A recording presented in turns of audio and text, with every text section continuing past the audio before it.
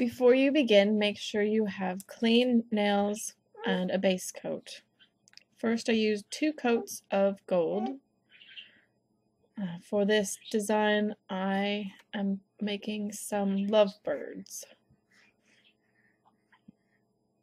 Wait for your nails to mostly dry before you start cutting a stencil out of 2 layers of tape. The shape I'm cutting out is 2 very skinny teardrop shapes, and these will be the bird bodies. You okay, sweetie? Did you bump your head? Okay, you're alright. It's a bit fiddly, but it's worth the result, I think. This is the first time I've used a sponge technique, and I really wanted to try something different. There you can see the shapes I cut out.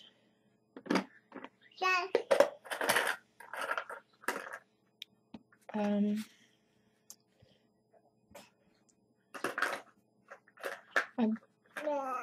blended together a little bit of apricot punch with my cherry red, and I started at the bird's head, and then I dabbed on gold. I think it's called I'm Exquisite, and then at the very tail, for about half of the bird, is green.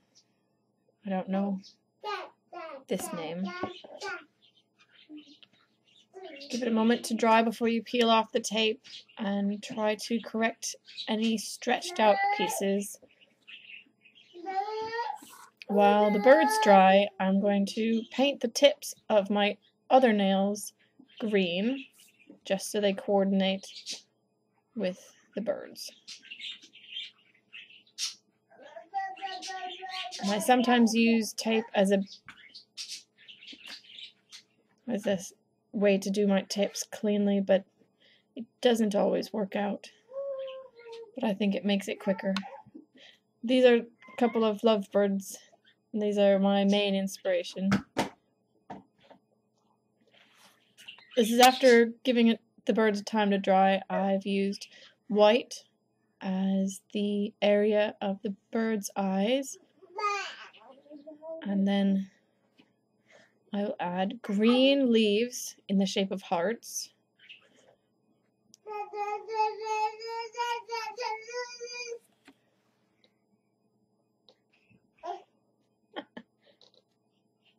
And I actually had to rush and do this while my son was napping, so he's awake now. Yeah.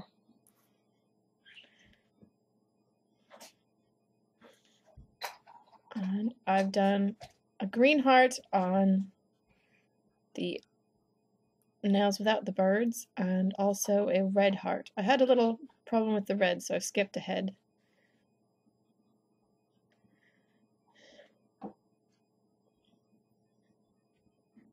And after all of the nail polish has dried, I'm next going to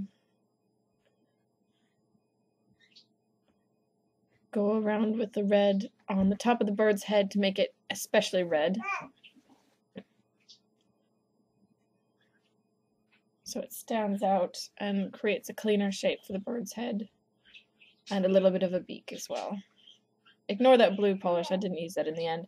I used a blue fine line Sharpie to do an outline of the birds, and then I finished off with a brown Sharpie to make branches.